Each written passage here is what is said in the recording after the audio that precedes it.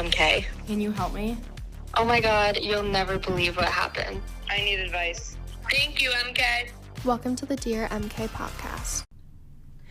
Hi everyone, we are back for a safe space interview. This is a safe space for vulnerable conversations, collective strength, and healed stories. In this segment, we're going to conduct an interview with a very special guest that focuses on deconstructing trauma, rebuilding the self, and all around healing together. So welcome.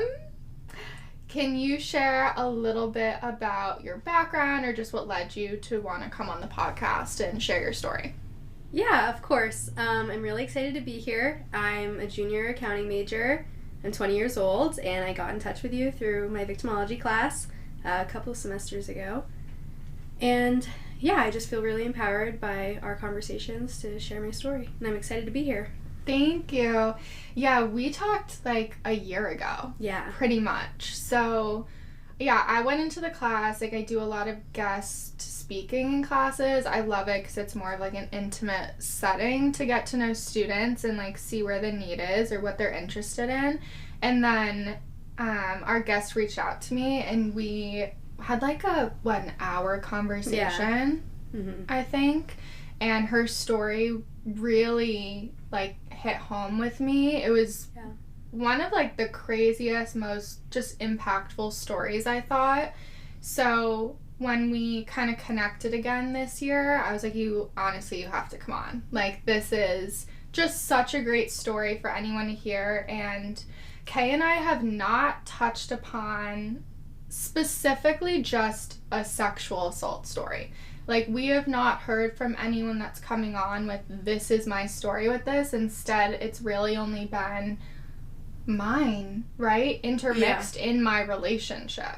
Yeah, we both have strictly relationship-focused experiences, so today we're going to get something different. Yeah, so with that said, we will be talking about sexual assault, so for anyone we know, this is for survivors. Survivors are out there listening.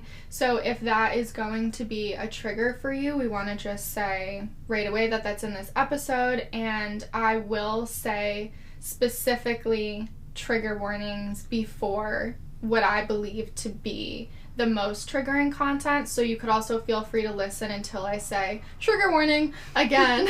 And then you can kind of make your own call from there. But we want to make sure everyone on here is always feeling safe and empowered and like in control of what you're listening to. So before we get right into your story, is there anything you want the audience to know before you share? Like any important information about you or the situation that'll help us like follow your story better? Well, I'm currently a junior. This happened 3 weeks into my freshman year, so it was right in the red zone for college students.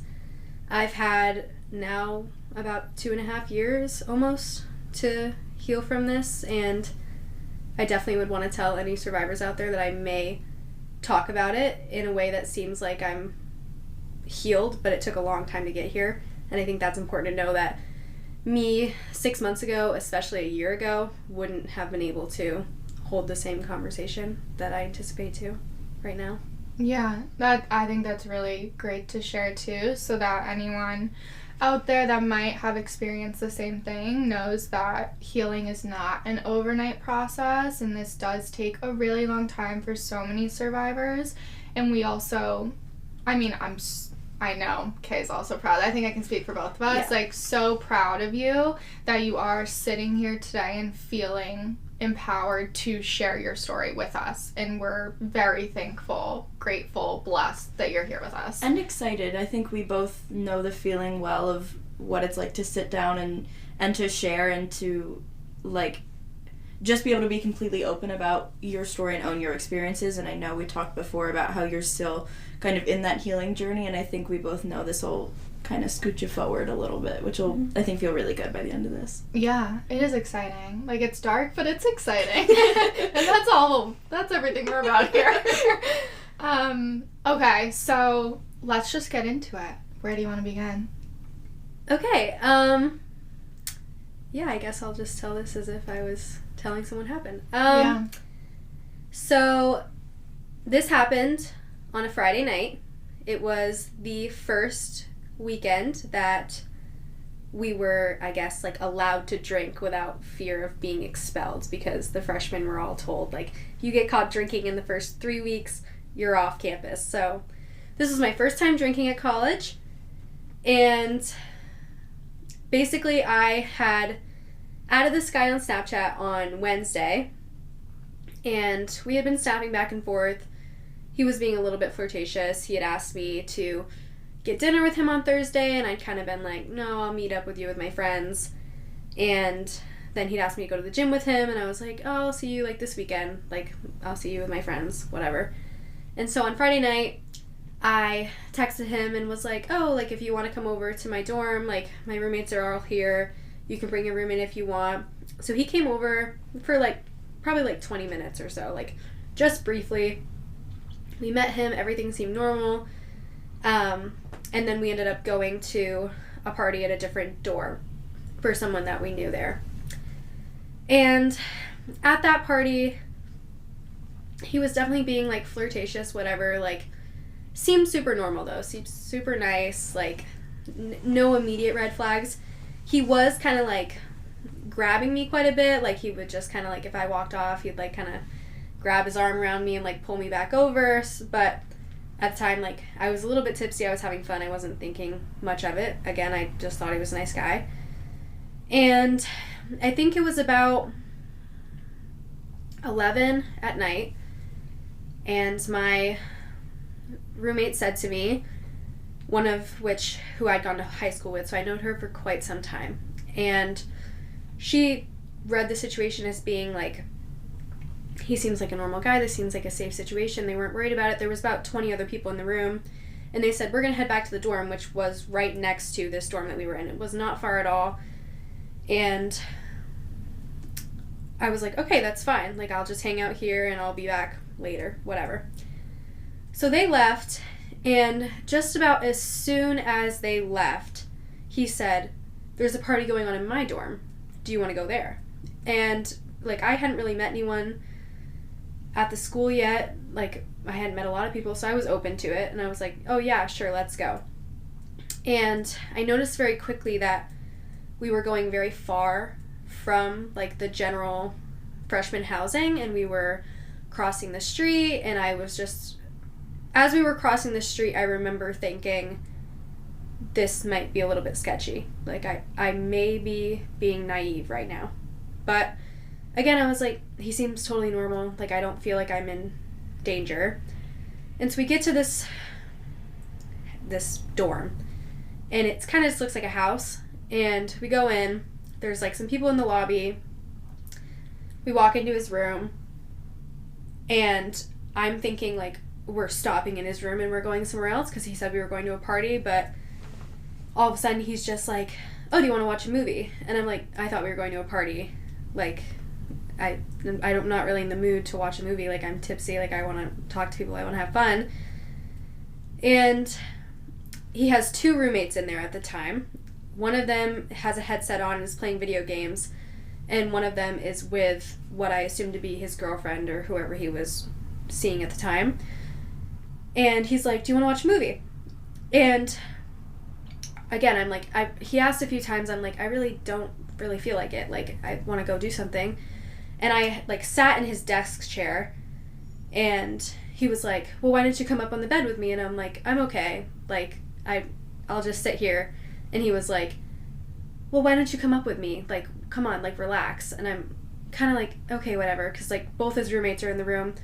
And so I walk over, and I'm still, like, super hesitant. His bed was, like, really high. And I'm like, yeah, like, I just can't get up there, so I'm going to sit in the desk. So I, like, turn around to go sit in the desk, and he just, like, grabs me and throws me on the bed. And I'm at that point feeling like, okay, like, what's going on here? But still, there's 3 other people in the room, so I'm kind of like, okay, like, whatever. And at this point, my longtime friend from high school, who also lived with me, texted me and was like, is everything okay? Like, where are you? And I'm like, he keeps asking if I want his roommates to leave, which he was asking me repeatedly, and I was just blatantly saying no. Like, I do not want your roommates to leave. They can stay. And so I texted her that, and she's like, okay, if anything seems off, please text me. I'll come get you. Like, I'll just show up. And I'm like, okay. And I'm not texting her like I'm overly worried, but obviously I did say that. He keeps asking me this question because I was nervous. And I think that's notable because I was slightly under the influence. So, like, I'm not as prone to anxiety when I'm feeling a little bit of a buzz. So, it was definitely something that I was feeling like, oh, like, this is off. And so I'm texting my roommate, and he takes my phone out of my hands and, like, throws it behind me onto his desk. So, like, I can't reach it anymore. Like, it's way out of my way. I'm not even sure where it is. And I'm kind of like, haha, like, laughing, like, just trying to be like, how can I keep myself in a safe position, even though at that point I was pretty sure that I wasn't in one. And I was positive of that when he then just took his phone out in front of me, texted his roommate group chat, and said, get the fuck out.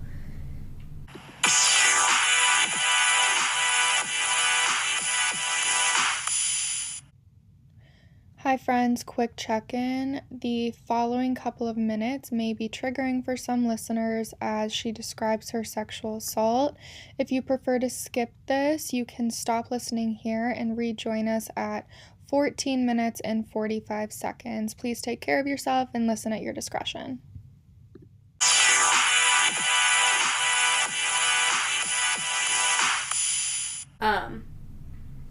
So I see his roommate with the girlfriend look over at him, nod, and walk out the door.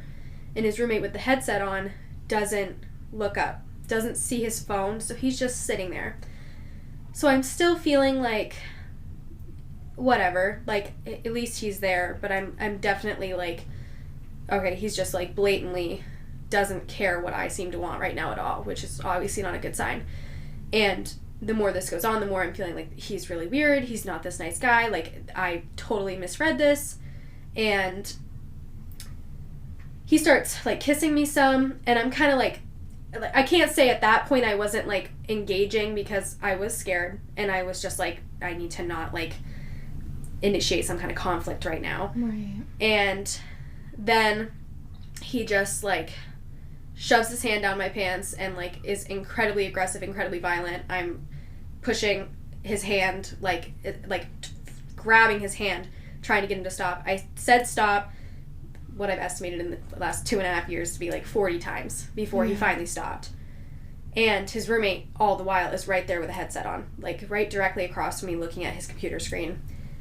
And so I'm, like, not screaming because I'm like, there's people outside, like, I don't want to scare people with as scared as I am.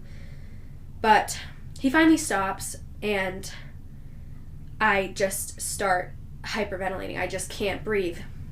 To which he looks down at me, like, kind of, like, props himself up, looks at me, and starts aggressively petting my head like a dog.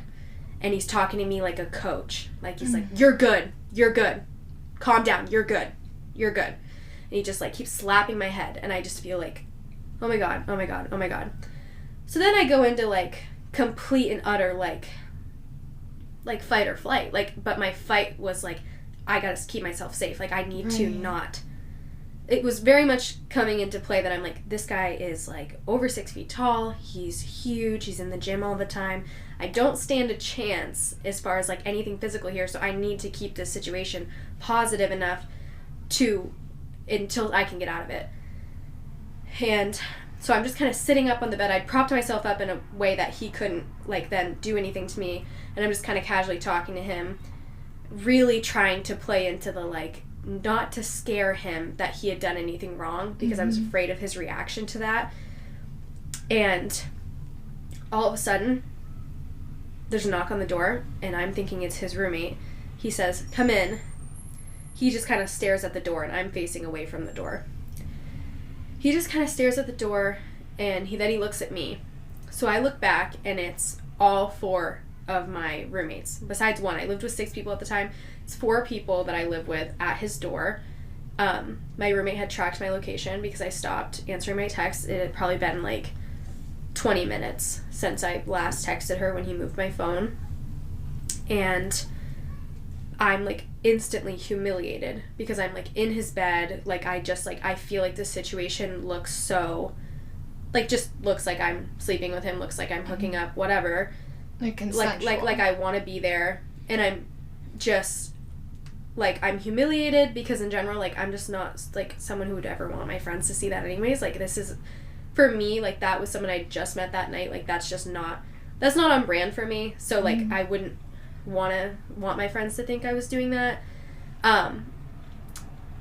Because it just wouldn't have been something I was comfortable with. And so not only was I afraid of that, but, like, I'm so terrified. Like, I am so scared, and now I feel like I have to backtrack. Like, I'm like, I have to convince them that that's not what was happening, which was even worse.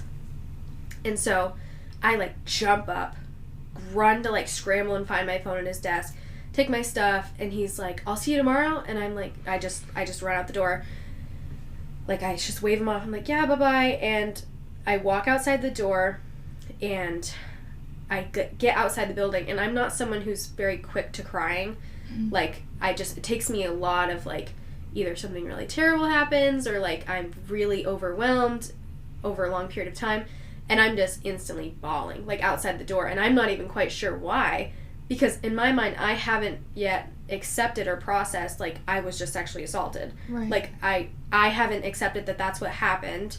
I'm still, like, I put myself in that position, but, like, why did it feel like that? Like, why do I feel like I was in such danger?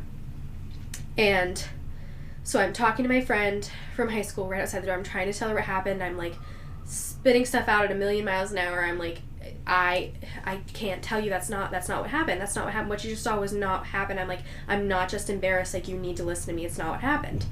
She's like, you know, she's just the salt of the earth. So she's, of course, like, not trying to make me feel like she thinks anything of it in general. Yeah. But she's like, all right, what happened? What happened?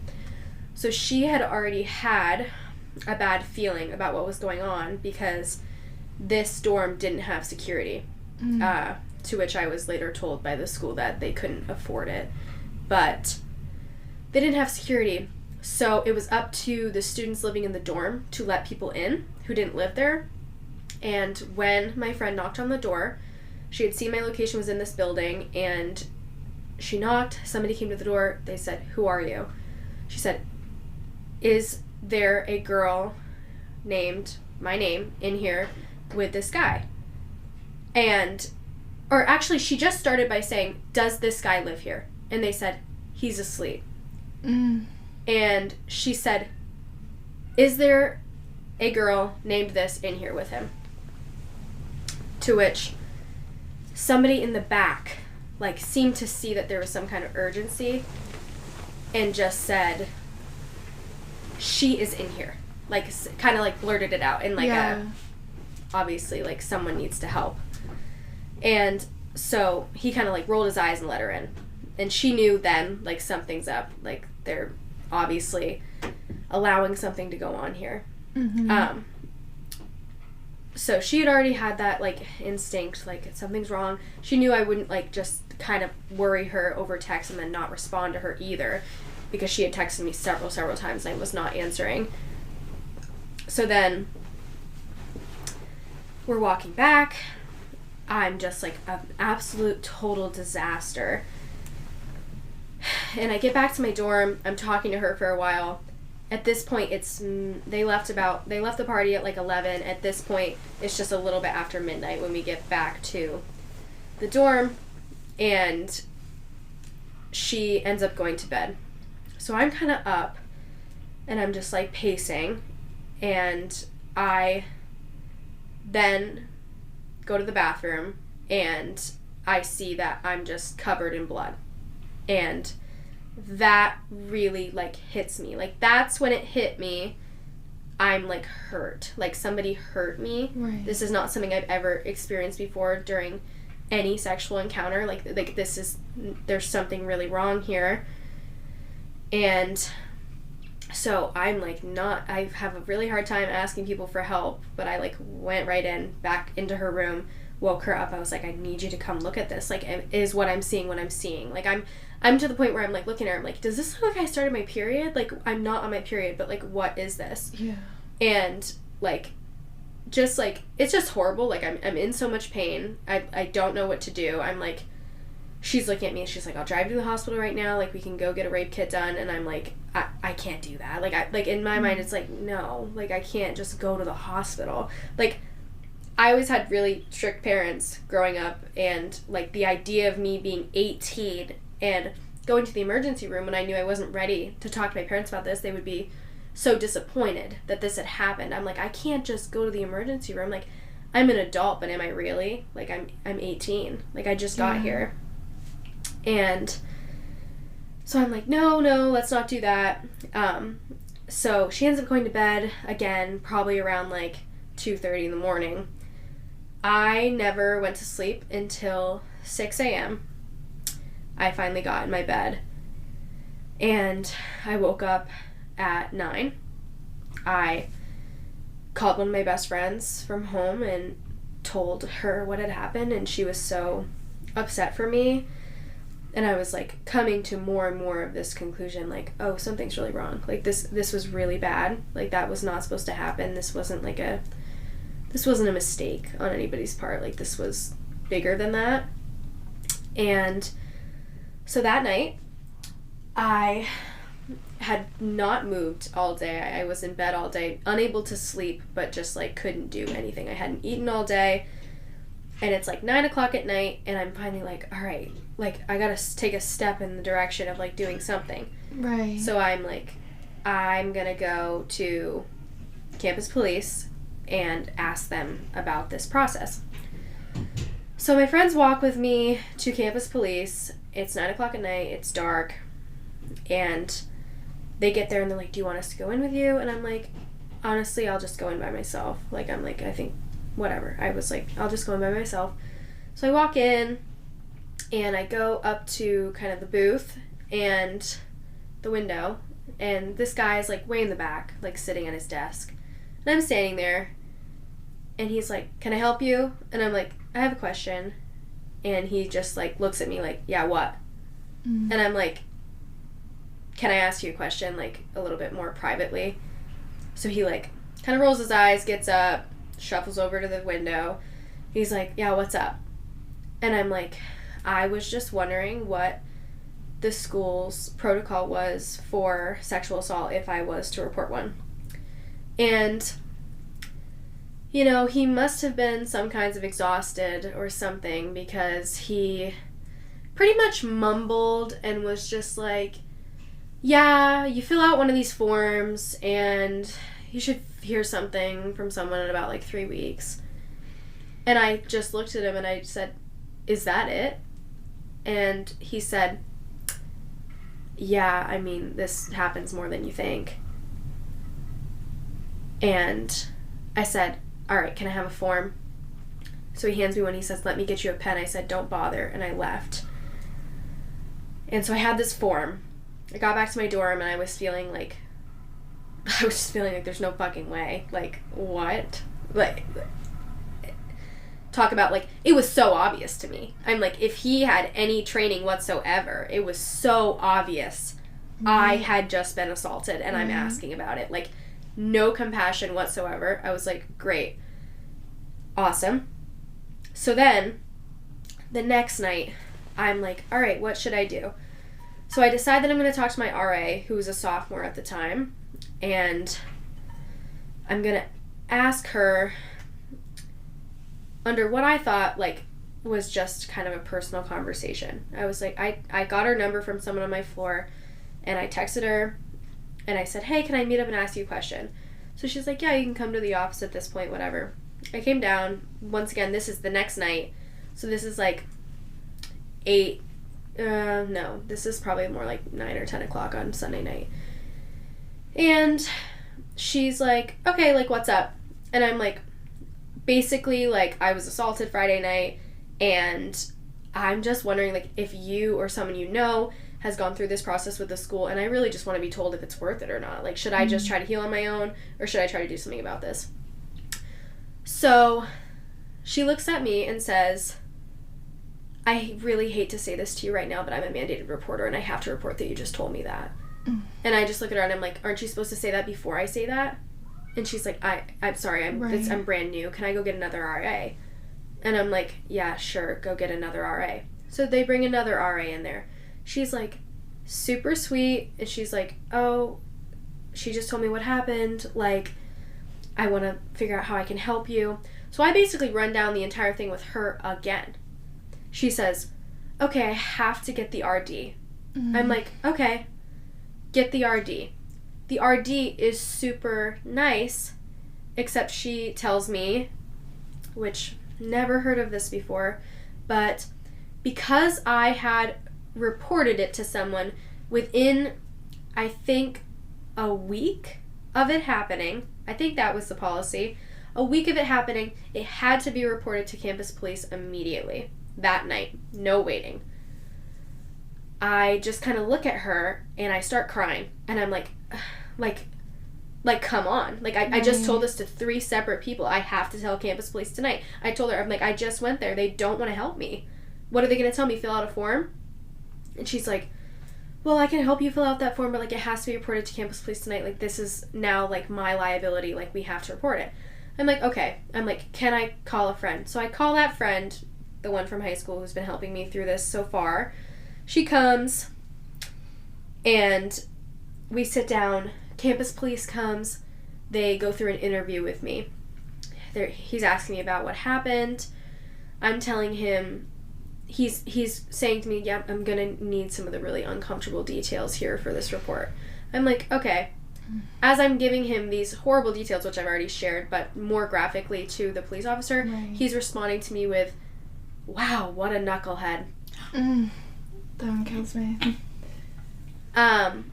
And I'm just kind of sitting there like, there's no way. Like, what's going on?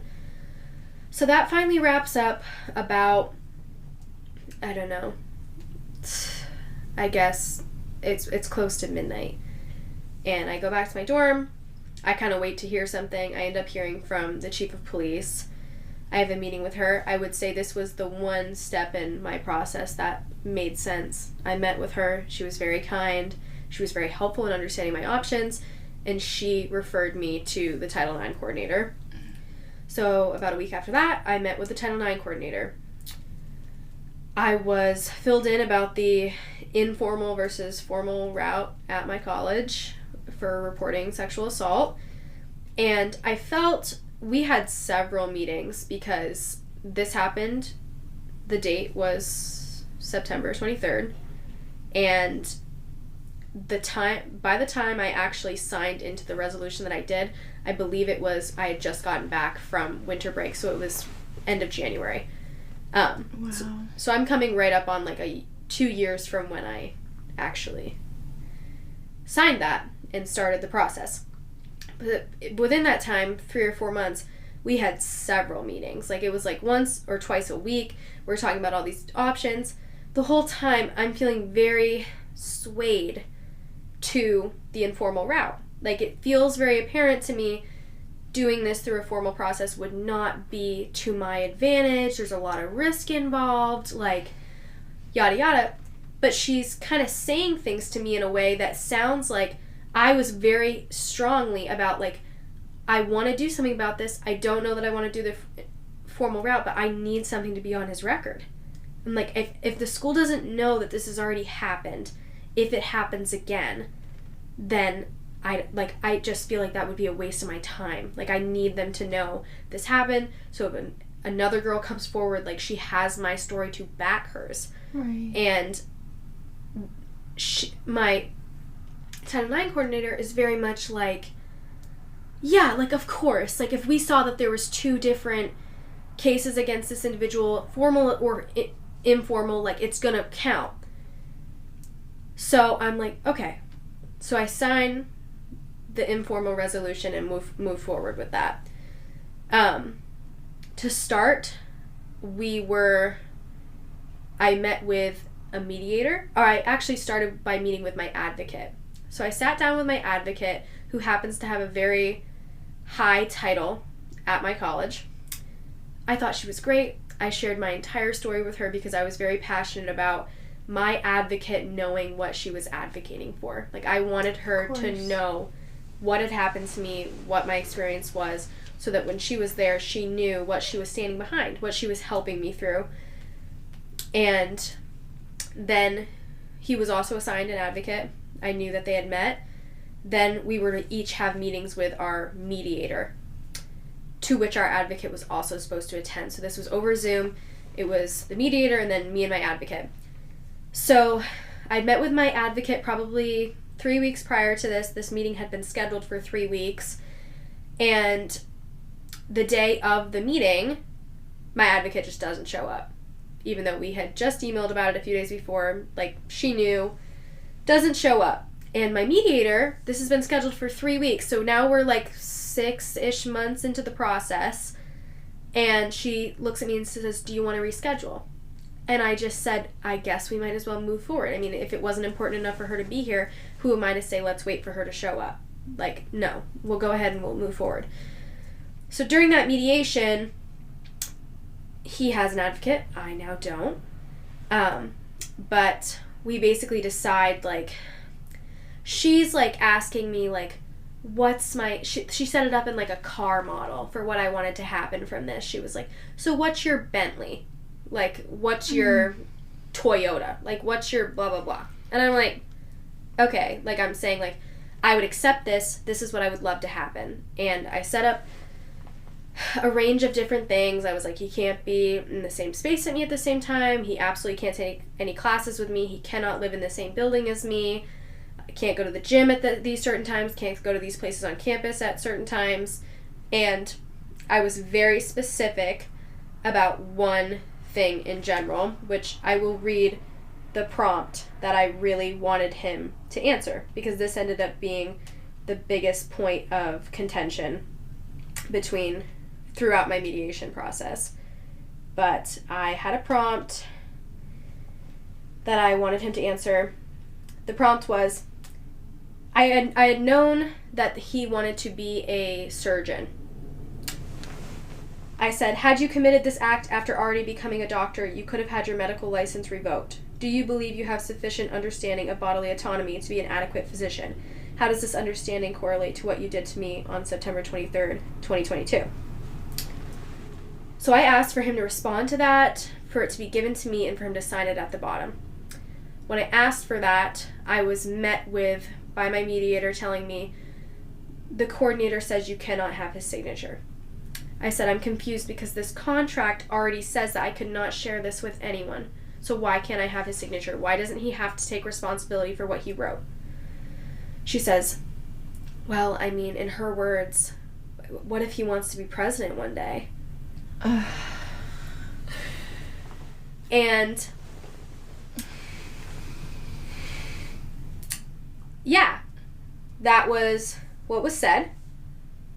And I just kind of looked at her, and I didn't say anything for a while. And finally I said, do you think that's okay?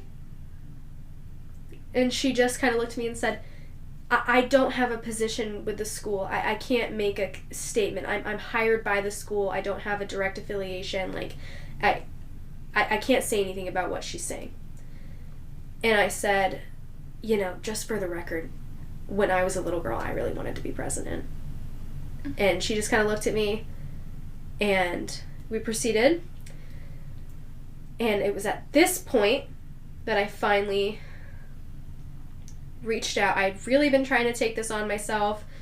I finally reached out to my mom. I said, I need some help. Like, they are not listening to me. I am not willing to sign this contract unless he signs this letter that I get from him. So my mom basically reached out, said, you can either do it or we're taking legal action. Have him sign it or we're taking legal action. That's that.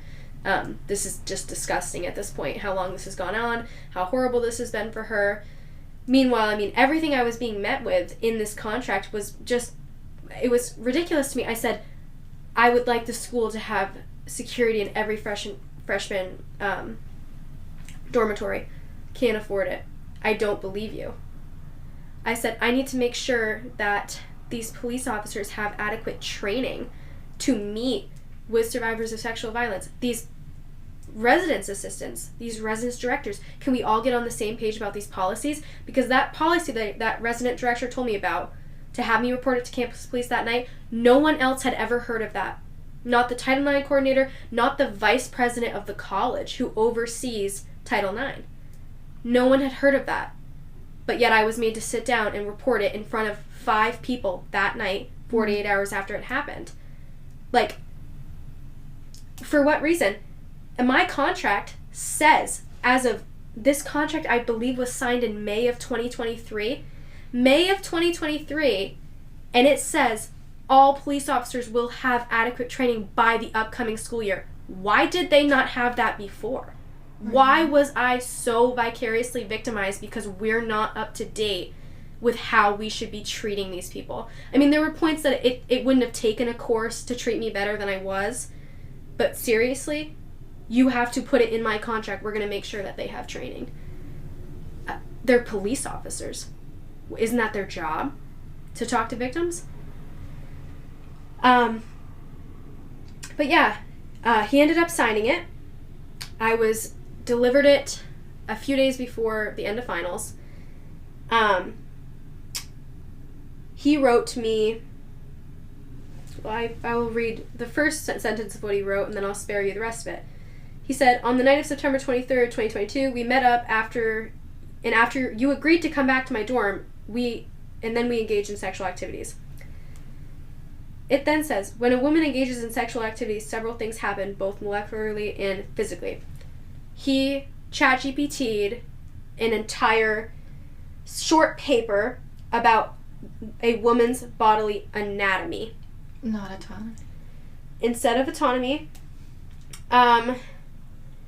it's talking about how the vagina produces a natural lubricant. Like, this is what I'm reading in response to this question I've asked him. It ends with, overall, all of these molecular and biological processes are essential for sexual arousal and to facilitate reproduction. This experience has brought me a deeper understanding of female anatomy, which will only help me going forward with my pursuit of obtaining a medical degree. And it's signed. So I took this I received this. I called my Title IX coordinator. I left her a message. I said, call me back as soon as possible. I sounded very upset. I know that. I then emailed the president of the college. Till next time. And I said, XOXO MK. To discuss how your school is currently addressing sexual violence on campus. I got an immediate response. I was referred to the vice president of the college who oversees Title IX. He met with me the next day. I sat down in his office. I ran through everything that had happened to me. I ended it with, this was an assignment. It is a federal law that any federally funded institution can expel someone for plagiarism. If you will not kick him out for raping me, will you kick him out for plagiarizing a paper? And he looked at me.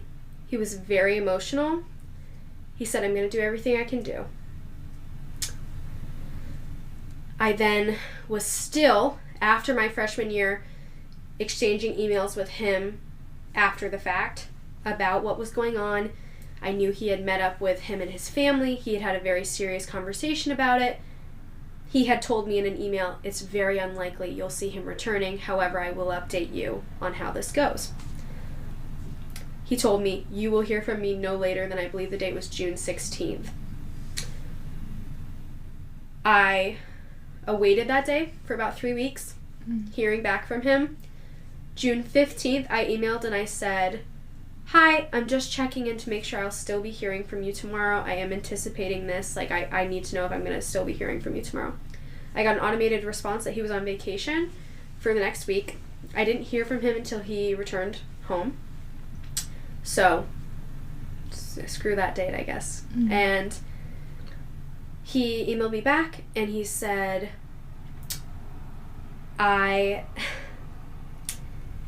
He said, I have arranged things with this student and he's going to write me a 30-page paper, but he will be returning this fall.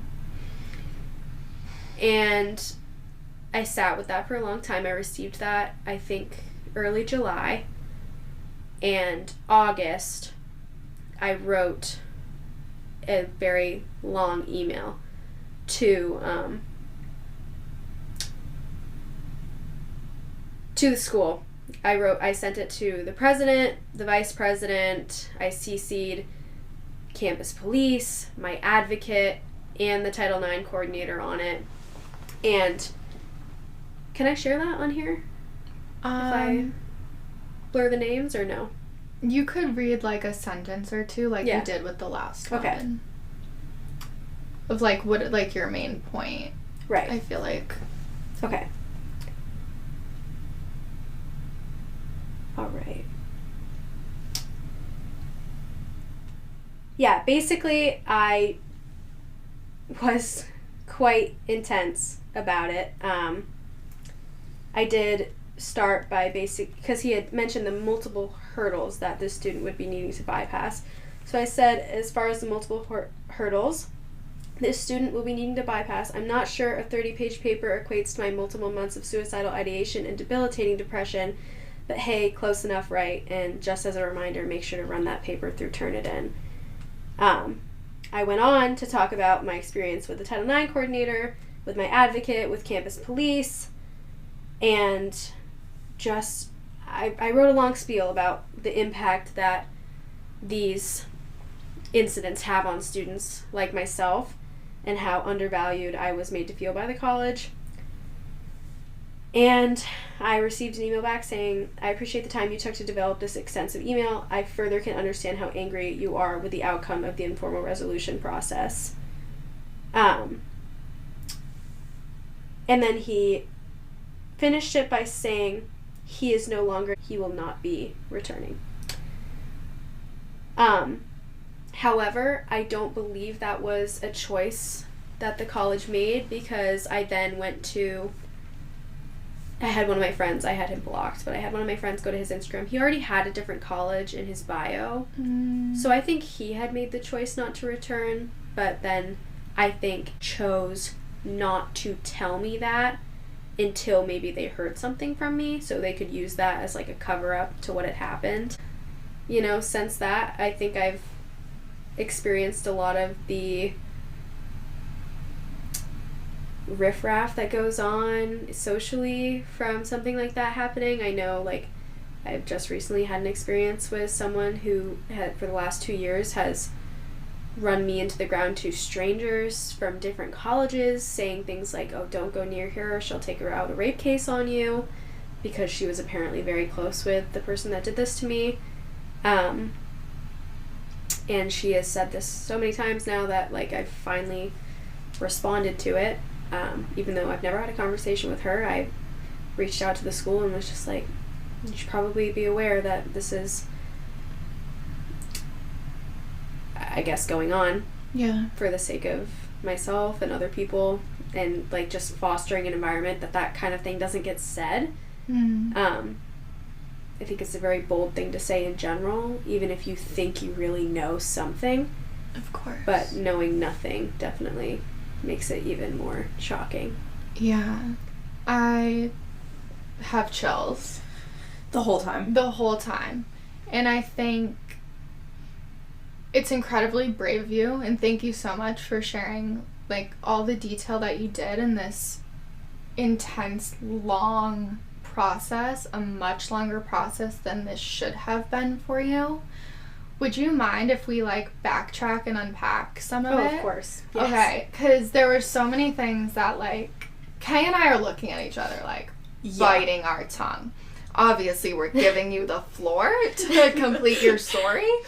But, okay, going back to when you're even just kind of going into that dorm and you're having those feelings, you said you were like, I was drinking a little bit. That makes some of my anxiety go away. You're going back and forth in your head, like, is this weird?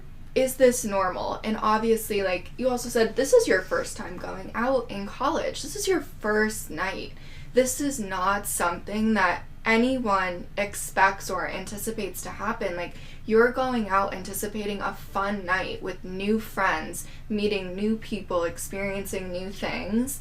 So it's hard to even expect something like that and know what to think in that moment.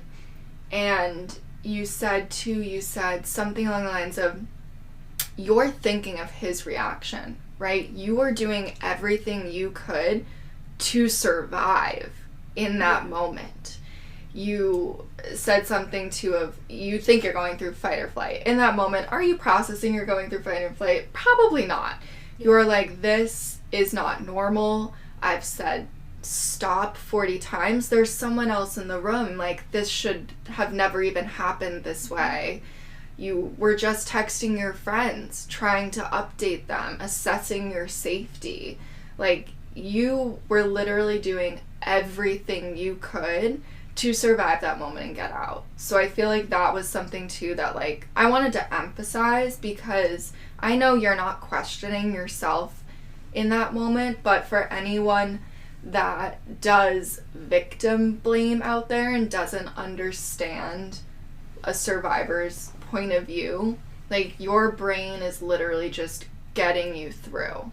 Mm-hmm. So I wanted to kind of point that out. Yeah, I think that's what we're kind of trained to do as women too, because the point that you had that stood out the most to me was you had to think, I can't take him physically.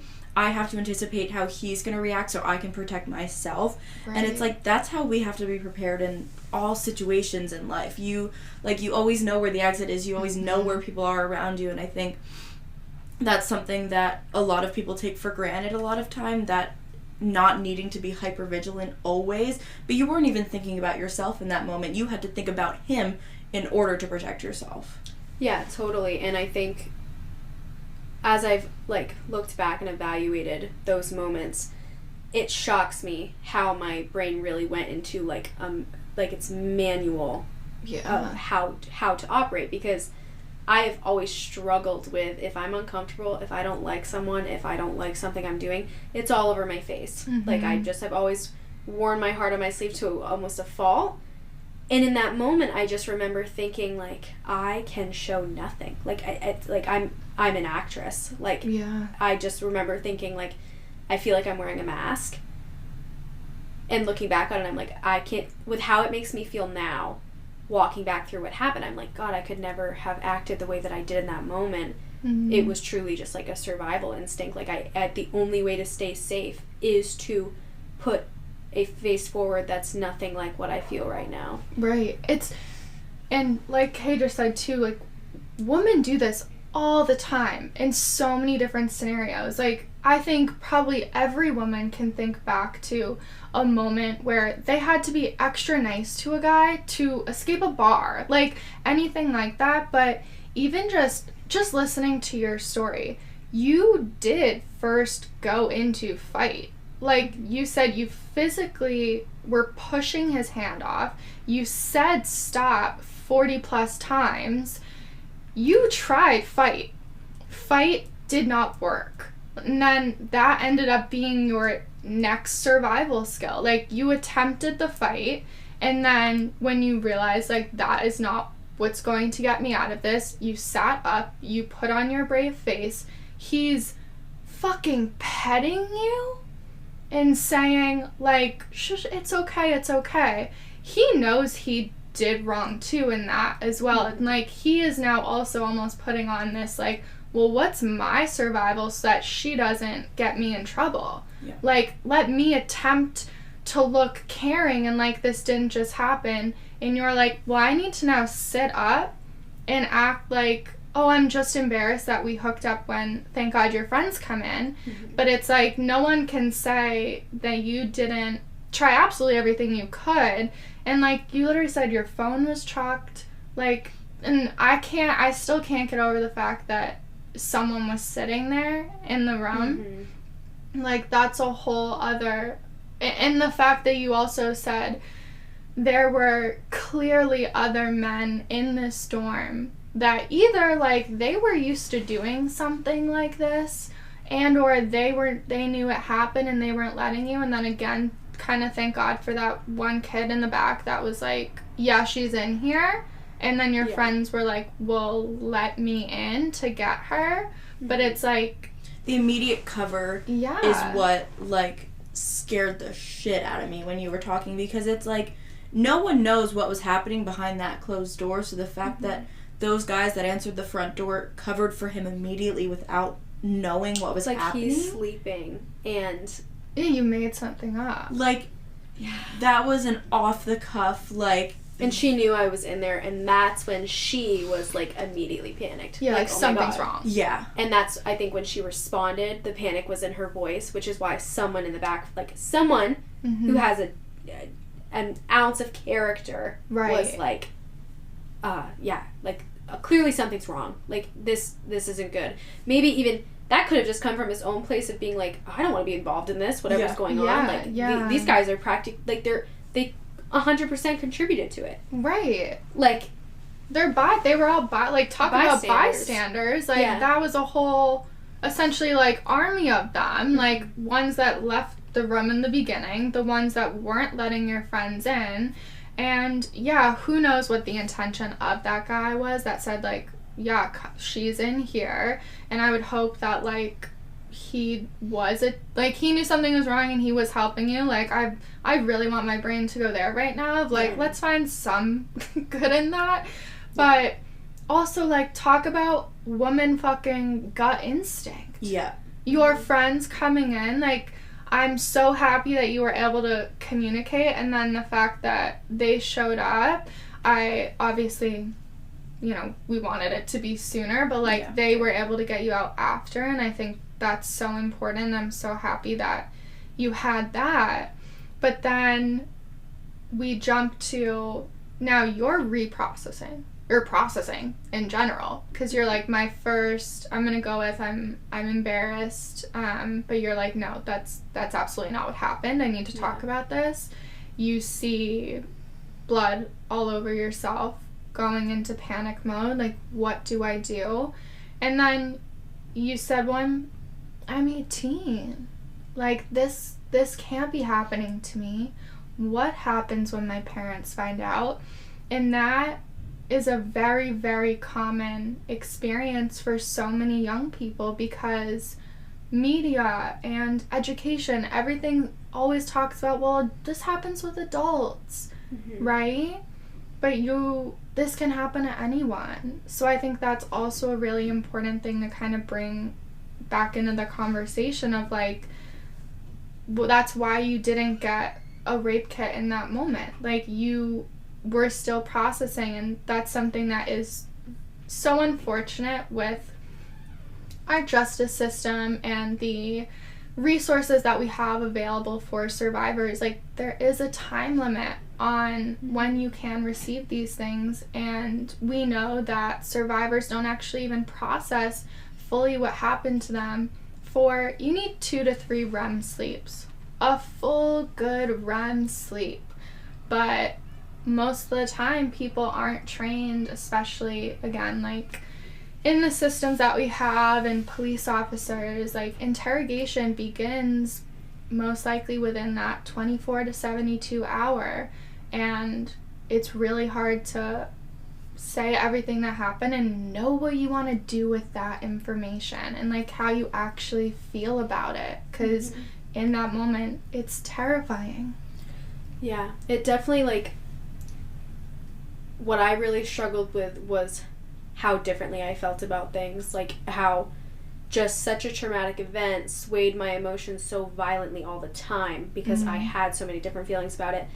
And honestly, like, I was just in that period of life where it's like, I don't really even know who I am yet. I don't know what my values are. Like, I knew some of it, but I don't know really enough to be like, I'm so firm in what I feel right now. And it was very hard for me to be like, because you always hear, like, you're going to ruin his life. Like, you're going to ruin his life. Are you sure?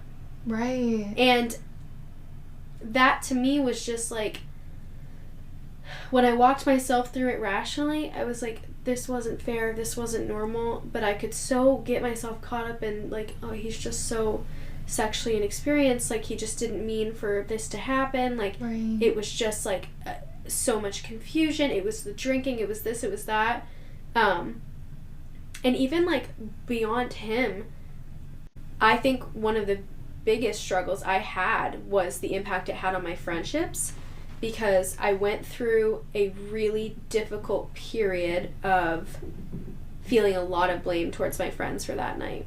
And especially that friend that I'd had for a long time, I just, I went through a period, and I've shared this with her, we've been entirely open, because eventually I had to say, like, this has been on my mind, and I feel like if I don't ever say this to you, I might not feel better about it. Yeah. But I went through a period of, I wasn't grateful anymore that I had been rescued, because I just kept thinking, isn't it 101 that we don't leave our friends behind? Like, wasn't that girl code? And it wasn't just her. I mean, there was a group of girls there that all decided, like, this is our first weekend out in college. I mean, we've all been told that. Yeah. Like, it's the buddy system. Like, you don't know this guy. Like, and so I did go through a really difficult time of being like, why?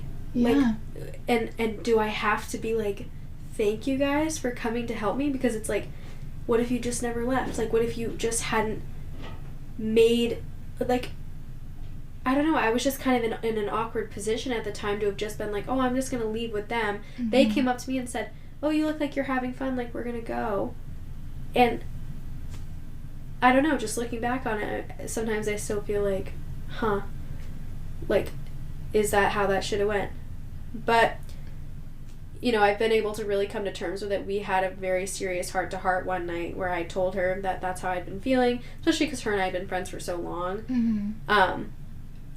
I can say she was my biggest support system through the process. She still is to this day. Like, she is the best friend someone could have. I think it was so difficult for me to harbor that resentment against her. Like, that's such a difficult thing to feel, because I think it's harder than blaming yourself. Like, to be like, someone I love that much, like, contributed to me being in that situation. Obviously, at the end of the day, like, it's no one's fault but his that happened. Of course. He was the perpetrator. He's the one that did that. But I think when we talk about women being in these situations and sexual violence, it's all about, how did you get in that situation in the first place? That's what everybody wants to say.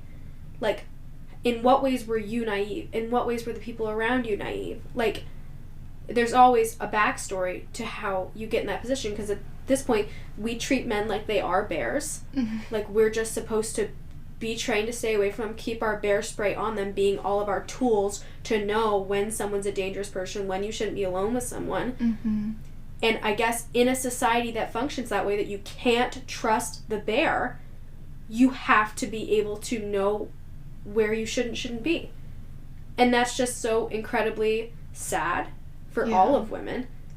Like, why should we have to feel that way? But it's a reality, until we can actually punish these people, actually get justice for victims. It is something that we have to be aware of. Like, that's something I had to accept after this. Like, I learned a lot. I'll never do a lot of the same things that happened that night. I know that my friends learned a lot. Like, everybody who experienced this won't do certain things because it happened. Right. And you said so many amazing things right there. I just want to say that. And thank you for sharing the context with your friend, and I'm really happy you were able to have an open and honest conversation where you both left feeling better about it. But you're right. Like, in everything, clearly, very clearly, every step you went through with all of those people you talked to, it was not trauma informed. That is not the way things should have gone. And those were so many victim blaming statements. Are you sure? Why were you drinking? Well, why did you let your friends leave? Why did your friends leave? When you go through something like this, I think it makes you question everything. Yeah, totally. Who can you trust? What situations can you trust or feel comfortable in? You want to find blame because that's a way of coping. Like, that's a natural feeling to have. And it is this underlying message of, girl code. But it's like, well, everyone's drinking. Also, you could have, like, that could have been consensual, right? Like, they have no idea. And I think just putting it in that perspective, it's like, you can't blame, just like you said, you can't blame anyone but the perpetrator, but it's so easy to... No, totally. And I think when I was, like, looking back on it now, that period of my life where I felt that resentment, I felt that anger.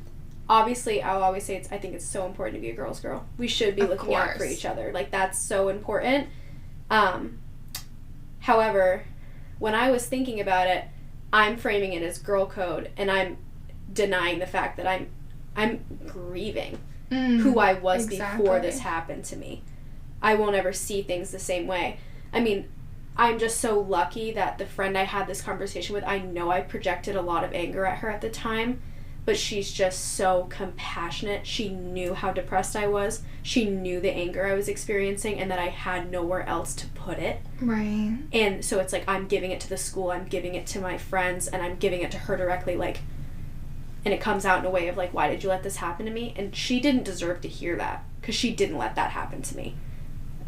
But at the end of the day, like, it's so important to know who your friends are. And like, she was my friend, she's still my friend, she'll always be my friend. And we have this like core experience together that she held my hand through the whole thing. It's definitely important to like give yourself grace looking back on it, because I did feel a lot of guilt at one time too for that happening. Of course. But now I look at it and I'm like, you know, all I can hope is that now that I've had that experience, God forbid that happens to someone I love, I can be the friend that can take that when it's needed. Like, it's okay to let people be angry. I think I had to be angry at one point. I'm really glad that I don't still... Obviously, I get pretty passionate talking about certain parts of it, but I don't sit in the rage that I once had. I don't feel like so stuck in this anger. It's more like, that was a really unfortunate part of my life, but like, it truly has made me who I am. I don't know that I'm at the point where, you know, I really did hope at one point throughout the process I was going to be like, oh, I'm so grateful that I am the person I am now. I'm not grateful that happened to me. Like, I don't think I will be grateful, but I know that I like to think that there's a reason for it, and I like to think that I can connect with people deeper and understand these situations better. I definitely was once an uninformed person about sexual violence myself. Like, I was always, I would say, an advocate, but like, just in the sense of like, that really sucks, that shouldn't happen to people, not in the way of like understanding how that feels to be someone in that position. Like, when someone tells me that they're a victim now, it's like an entirely different thought process. It's just like, like, you and I have an understanding of each other that other people just might not have. Like, people feel sorry for you, people pity you, but like, it's different to be able to understand. Yeah, that's so important. Yeah, I think that's what we see so much value in, and that's why, you know, we wanted you to be here today, and that's why these experiences are so important to discuss. And, you know, we sit in the room together and we all look at each other the same way, because we know we all understand, and to be able to expand that understanding to other people and possibly get to a point where you don't have to have experienced this to be able to have that understanding, because you can understand from us, is, I think, the goal. And it was also interesting you said about your friend, you're like, I love this person, and like, it's a different layer of a feeling of betrayal, even though the intent wasn't betrayal. And we talk about that a lot, because the people that we experience different forms of abuse from, we loved, and it was a relationship. And I think that's really different too, because we can feel that different layer of betrayal, but we can also have such a hard time because it's and we can go through the same process you did of like trying to make excuses for that person. Like, and you're having people tell you like, well, he wants to be a doctor. What if he wants to be the president? And we're like, well, what if he really loves us? And that's his way of showing it. Like, I think there are so many ways that women try really hard to, like, find answers for, when I think a lot of the time there isn't even that much of a deeper meaning to it. So it's like, if I was in your shoes, I wouldn't be grateful for that. No. Either. Like, I talk about being grateful because it was like a loves of my life, and it led me to like the business I'm in today. And I think it was a very different experience. Everyone's experiences are different, and like you get the different things out of them. And it sounds like for you, it's now being able to have that deeper like knowledge and impact and relationship with others. So I think that's, you know, like a really unique aspect too to take out of it. Yeah, I think we all share the common thread too, where you feel like you can't put as much blame on that person as they deserve. I mean, you were not in a relationship with, you didn't even know this person. Right. Maya was in love with these people, and You were like, I didn't like him that much. I was super manipulated, and then I got tricked, and then I was like, I actually fucking hate you. I was thinking about that. Yeah, you were saying, she was going, we have love, and I'm like, no, I didn't. I did not love him at all, actually. I knew you didn't, but I didn't know how to phrase that. She didn't know how to fix it. But it's like, we're all in the same boat where it's like, you feel like you're put in a position where it's like, well, you're going to ruin his life. And it's like, I'm sure you felt this way. I wanted his life to be ruined. Mm-hmm. I wanted him to never be happy again. I don't know if Maya felt that way. I felt horrible things. Like, I saying them out loud to people, and like, there were certain people, I'm just so glad that they loved me enough to just sit there and be like, yeah. No, I was like, if I watched you get hit by a semi tomorrow, I wouldn't feel an ounce of remorse. Like, I was saying like terrible things. No, I was like, honestly, I'm thinking about Facebook messaging his grandmother. Like, I want him uninvited to Christmas. Like, I want him ostracized. Like, I just felt horrible things. Anytime I knew someone, everybody was guilty by association to me. Like, everyone I knew that was friends with him, I was just like, you're an op, you're an op, you're an op. Terrible person. Out of here. Like, if you know him at all, like, and I still he do hit it that. well to me. Yeah. No, but I think like you said, what if he wants to be a doctor? What if he wants to be the president? I dealt with threats of suicide from him. Mm-hmm. So it's like, you do this, I'll kill myself. Like, you're gonna take all the meaning out of my life. And it's like, I'm sure Maya had all those regrets about, you know, feeling love and taking what she felt for that person away from them, and, you know, vice versa. And it's like, you're all in the same situation where you put this blame on yourself and, you know, other people that were involved, because society makes you feel like you can't put it on them. Like, you're not allowed to blame them for what they've done. Right. Yeah. And I was the doctor comments to me, like, the president was just like, all right, yep, let's talk about whether or not he can maintain a position of power. Of course, right? That's where he's bound to end up as a man.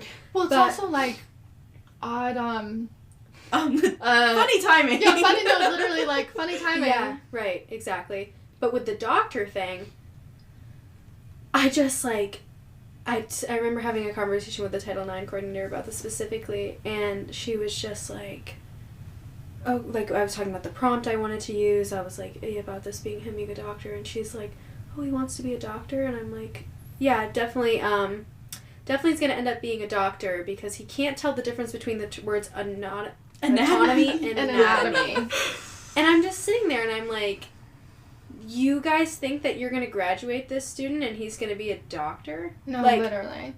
I was the top of my program. Like, I'm like, good for you, girl. Like, good for you. Seriously, I'm being undervalued as a student next to this guy. Mm-hmm. Like, that's all he was. This guy? Like, no, literally. Like, it was just crazy. And you're going through emotional turmoil, and you're still the top. And, like, right. I would like to note that for you. I was gonna say, when I met with campus police that night, that I, like, told everyone.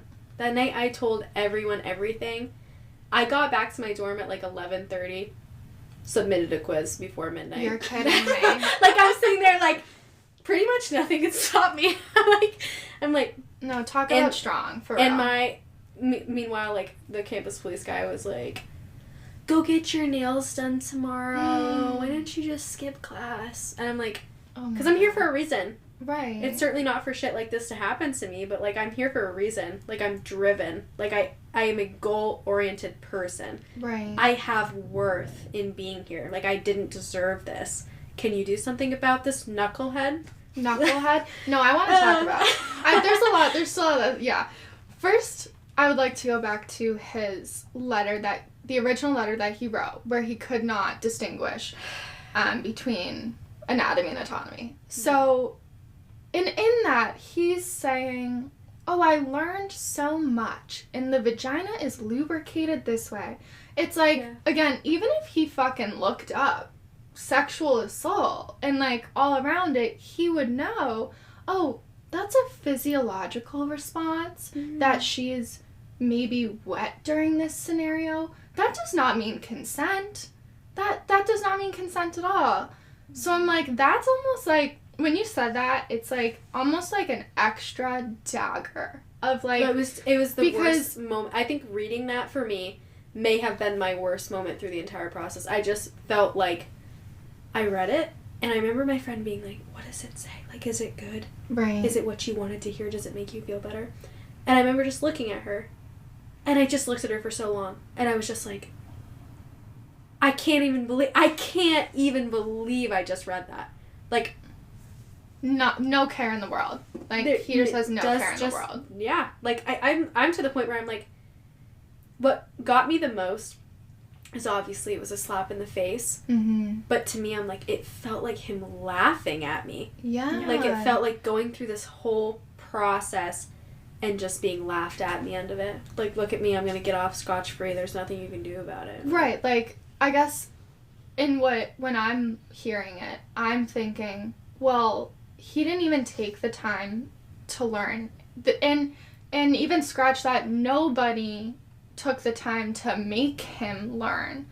Like, he should have had to sit down and take courses on this. Heck, I should have been in there. I was told he went through a training. Right, and it's like, if you had any type of training on this and or took in any of that, you would feel something, unless, of course, he's a sociopath. But it's like, you would feel something... and then be able to write something meaningful about how you truly impacted someone else's life in this horrific way. So it is, yeah. And on top of all of that, someone had to send that to you, right? Someone had to read that and then send it to you? I was told it wasn't read beforehand. Because that was my immediate Because how did you get it? Because if he couldn't I was told I could come pick it up from the Title IX coordinator's office, and that's what I did. I brought it back to my room. I opened it up. I called her and was like, I left a message. She called me back. And at this point, I was so angry with her. Out of all the things I'd heard, I wasn't allowing, like, any conversation I had with her to go unrecorded. Like, I was like, I feel like you've been so backstabbing to me through this. Like, everything I do, you just go behind my back and, like, manipulate it. Yeah. And I was like, all right. I remember, like, pressing record while I was on the phone with her. And I just got so angry that I just stopped recording because I was literally like, what the fuck am I reading right now? Did you read this? I'm like, do you know what this says? She's like, I have no idea what it says. Bring it to my office.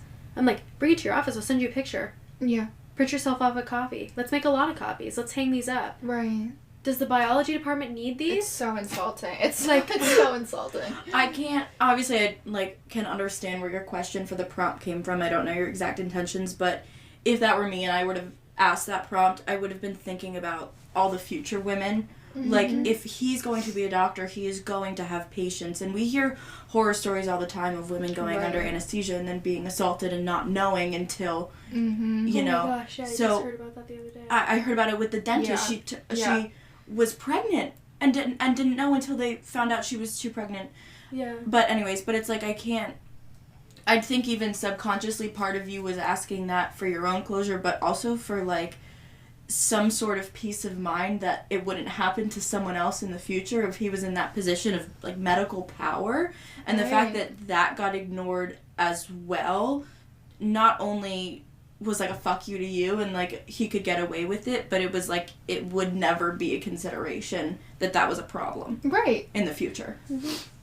And there are so many major, I'm going to say, like, players in this game. Like, there were people of status that you were talking to and that should have had trauma-informed, like, approaches to literally interacting with you.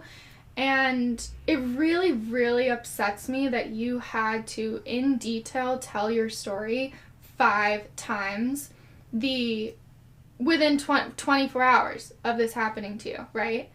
And you said you were 18. Mm-hmm. I'm not positive on specific RA, contracts and what they're supposed to do, but I know for a fact that if you are 18, the mandated reporting in terms of sexual assault, like, that would not have to be reported. If you came to me and I'm your therapist, I'm not reporting that because you are over 18.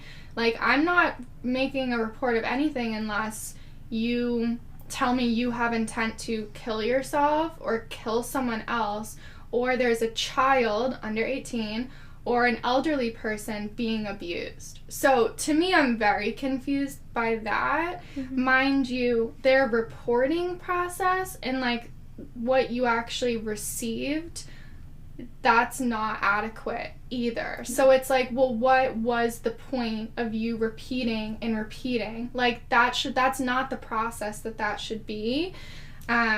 So obviously I'm so sorry that all of this happened to you, but, like, that, you should not have to go and attempt to receive resources and help, and that's what you are met with. That is absolutely not acceptable, and I just want anyone listening to understand that and know that, you do have options and rights, and to look into Title IX and your rights underneath that. Like, we have resources linked every time we post something. It's in the link tree if anyone's interested, but it's just horrific. Like, and it's really hard when the people that feel the safest to go to are sometimes just as uneducated as you are. Mm-hmm. You said that you were a freshman, your RA was a sophomore. I was in the exact same position, and she was the person I trusted.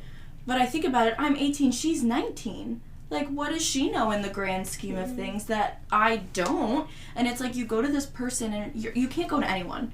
Like, you want to start with someone that you trust, and to be kind of filtered through that system of, I need to get someone else, is so frustrating and so hurtful, because you go in initially to have a conversation with someone that feels like the closest thing to a friend you can have, that right. You think might be able to help you. And it's like, why are we putting them in those positions? Because you can't tell me that's not traumatizing for them as well.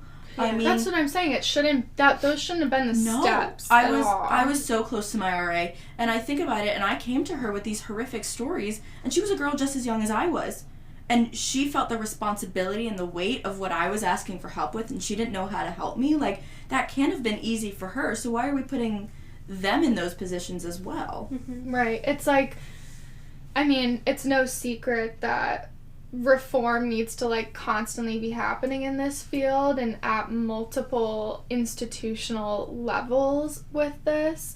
But this form of education, like, this needs to be universal and for absolutely everyone, because realistically, like, if you got this education in high school, by the time you are 19 and you are in essentially a position of power, right? You know your shit then. You should know your stuff. Like, even if you are 19 and an RA, that is clearly a position of power, because right. People are coming to you. Like, that should be universal. But just to kind of bring it back, you were at the very end of your story, you were talking about kind of how it impacted not only your mental health and your relationships and, like, daily life in general, but you said that, something was happening with someone on campus talking about you. Did you want to talk more about that, or just, like, the impacts in general?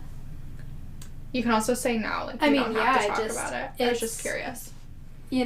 I think the one thing I could add to this is, like, to anyone listening who may have ever, like, felt this rhetoric. Because I'm going to be honest, I do think there's been certain situations, even in the media, that, like when you talk about what happened to Amber Heard, like, there are pictures painted that make it look like the women have all the power, and the women can just say things, and the women can just get away with doing all this damage to people's lives.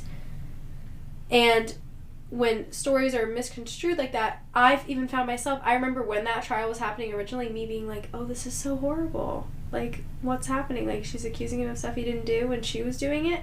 Which, the more I read up on it, because it ended up really enticing me to be like, what is happening here? Right. Like, what is being manipulated? I just think it is so important to think before you speak, to critically evaluate if you're talking about something that has the substance that sexual violence does. Like, it's that weighted. Really, if you don't know enough, maybe you just shouldn't, first of all, talk about other people's assaults. It's not your business. But if you don't know enough about it, if you don't have both sides to the story, you really shouldn't comment. Like, in general, I also had a lot of experiences with, like, people I knew telling other people that it happened to me. And that, for me, was very difficult, too, because it was like, whoa, like, what? Like, that's not your story to tell. Yeah. Even if you have the genuine intention behind it of, like, some people are just like, oh, that happened to you, that happened to my roommate, you know, like, it's like, right, but like still, so common, huh? Yeah, like, or trying to make a connection. It's like, you don't always have to make a connection, like, it's not your connection to make. But especially when it's negative, because it's just like, I can guarantee you don't actually know what happened, like, and to say things like that, this girl that no longer can be a student leader at this college, I don't feel sorry for you. I mean, I gave you so many chances. It had to be, like, the third time I heard about it that you're going up to random men at a party that I happen to be at. We've never spoke a word. These men go to different schools. Have no idea who I am. It actually was, like, the craziest story how I found out this happened, because this guy, my roommate was talking to him, and they're hanging out, and they had actually met at that party. This party happened, like, last fall. They met at that party, and then they ended up hanging out this semester, and she was, like, just making a broad comment, like, oh, isn't it funny that we met there? And he's like, oh, yeah, I didn't know your roommate was my name. And she's just kind of like, my roommate's kind of like, oh, what'd she do? like, what happened? Right. And she comes back to tell me this, and I'm like, what? I'm like, I've never met him. I didn't know they were talking. She's never talked about me. Like, I've never met this guy. Really weird. And he just looks at her and goes, yeah, this girl came up to me that night, and this other guy, and said, just pointed at her and said, make sure you stay away from her, because she'll take out a rape case against you. And when they were like, what? She said, yeah, she ruined my best friend's life, but she just literally doesn't even remember what happened. It's also, like, ruined his life. What happened? Yeah, Sounds like he his got off fucking scotch-free. life. Oh, Like, and your friend's probably thinking, like, oh my god, what embarrassing thing did she do at the party? Yeah, right? Literally. My friend is literally like, she looked at me and she said, I immediately was like, what, were you doing the worm? Like, Right. what happened? And I'm like, sitting there, and I was just like, wow, like, she's still doing this. And I knew she had told, like, we had mutual friends. I knew she'd told those mutual friends. I knew she was bold enough to say it to someone who was my best friend at the time. Say it, like, right to his face. Like, she ruined my best friend's fucking life. She's a liar. Oh my god. And so I knew that. So I guess I don't know why it surprised me that she would be going up to random people who didn't know me and saying that. But once I heard that, I was just like, no, you're done. Like, at the end of the day, I will always pat myself on the back for how many barriers I've experienced during this process, and there were so many times that I could have just dropped the ball. Yeah. Could have just been like, I'm done. Like, I tried, it's over. But I persisted. And when I heard this the last time, I just finally was like, I think you don't understand what I'm capable of. Because at the end of the day, he still left. And I think the reason he left ultimately was because I wasn't willing to let it go. The school wasn't the one to say, you have to go. But the school was the one that kept having to contact him because I kept pushing. So it's like, really? He left the college and you don't think I can get you dropped? Like, and it was that simple. But I mean, that also had to do with the fact that they just didn't think she had good character to begin with, which, I mean, people who do things like that, like, it makes sense that they were like, whatever, but. No, I'm so glad that you are patting yourself on the back for this, because you are so incredibly resilient and strong. It takes so much courage, so much strength to let alone heal and recover from something. But you went through so many barriers, so many people fighting for an ounce of justice. All right? And then you have to deal with people in your community, victim blaming, affecting other relationships in your life. Like, that almost I would assume, like, it brings back a lot. It's, you know, whatever re-experiencing happens from that, and the fact that you are still today fighting for yourself to make sure you can get through school, like, stay at the top of your class, continue to attend this institution, and all of that. Like, it is huge props to you. Like, you are a very, very strong person, and because you're so strong, I would love to hear, you know, what your healing process looked like outside of, we went through, like, all of the justice seeking, like, all of the supports you were, you know, attempting to get at this time. And if there were any special, like, resources or things that, like, really worked for you that maybe would work for some of our listeners. Well, as I've, like, talked about, I was very lucky to have friends that were super just good friends. Like, I just think through this, like, I always, like, I have told this friend multiple times, we went to high school together, we were great friends in high school, we get our dorm assignments, and we're put in the same dorm. And we thought that was by choice? No. That's meant to be. Like, looking back on that, if she hadn't been right there, like, I just think my whole experience at this college would have been so different. I don't think I would have lasted. I think I would have had to leave. Yeah. And that just was, like, such a blessing to me. Like, she's a blessing. I had a lot of people that were just willing to rally for me.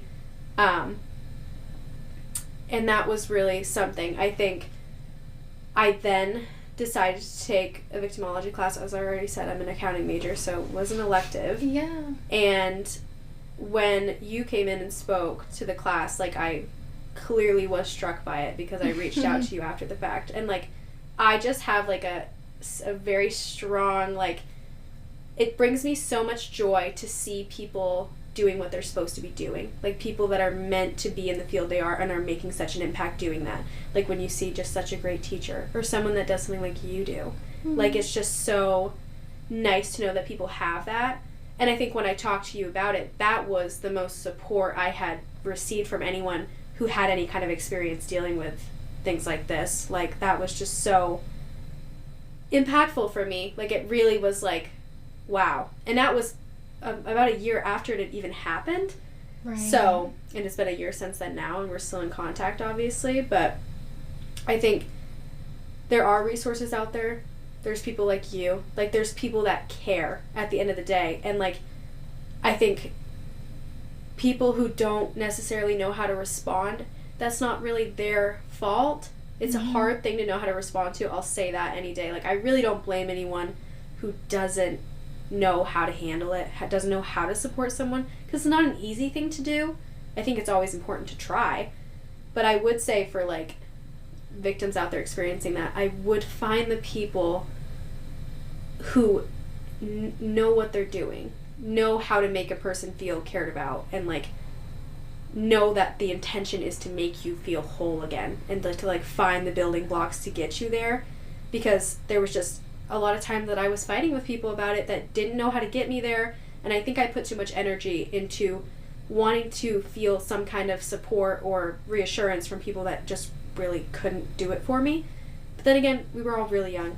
Like, we'd just gotten to college. I look back at myself then and I'm like, God, I felt like I was on top of the world when I turned 18. And, like, that was only 2.5 years ago, and it's still, like, I feel like I was so young then. Like, so unexposed to the real world and being an adult. And this situation really threw me into adulthood, like, full speed. Like, you're not just a college student, but, like, handle all of this. Like, know what to do, know what the right decision is, know who to talk to, know what to say, know what not to say. Like, be able to advocate for yourself and protect yourself when you can. Like, it's certainly not an easy thing to do for anyone. And that's why also when I say, like, oh, I pat myself on the back for getting through it, I don't blame anyone for not doing it. I mean, sometimes I look back and I'm like, I talk a lot about, like, I was vicariously victimized by all these people, and sometimes I'm like, girl, you kind of did it to yourself because you wouldn't give it up. Like, I'm glad I did what I did, but I'm still like, if I had paused and maybe been like, I gotta take a break before I pick this back up,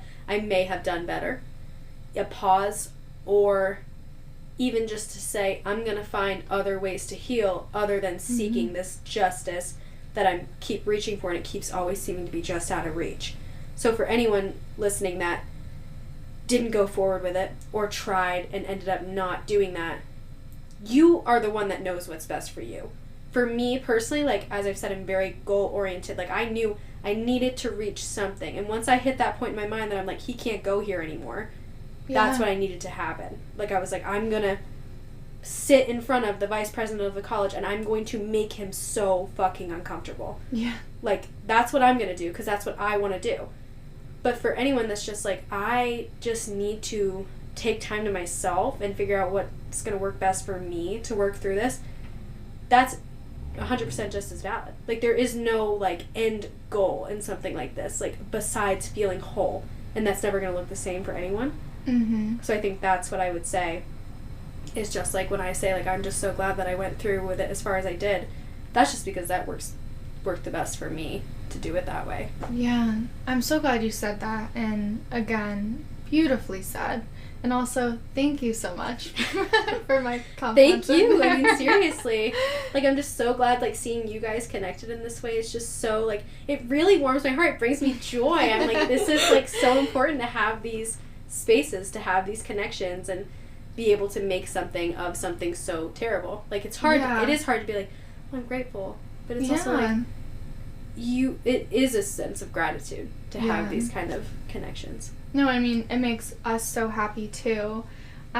You had sprinkled advice and, like, amazing points throughout this entire episode, but I was just, do you have any, like, final things that you want to say, either for people to understand more about trauma, sexual assault, what it's like in college, or how colleges or people could just better support survivors in general, or even like a societal message, like any takeaways that you want people to have that you haven't already said? I think something I didn't say that I think is important is that I think for people that are super close and incredibly fond of someone who goes through this, I know I experienced this, it's very hard not to have a large amount of anger towards the fact that this happened.